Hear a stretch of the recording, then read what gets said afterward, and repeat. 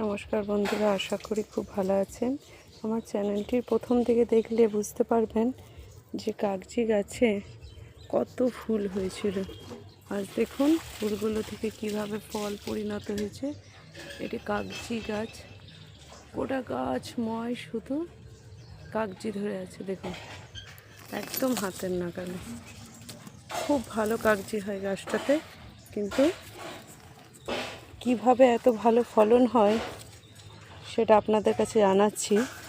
যখন এই গাছটা ফুল আসবে তার ঠিক 2 মাস আগে গাছের গোড়াটা থেকে মাটিটা সরিয়ে, সেই মাটিটা সরালেই দেখতে পারবেন অনেক চুলের মতন শিকড় হয় গাছের গোড়ায়।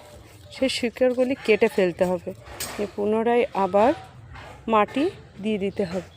দেখবেন ফুল থেকে ফল যখন হবে, ফুল অত ঝরবেও না, ওটা গাছময় শুধু কাগজি আর কাগজি আর কাগজি।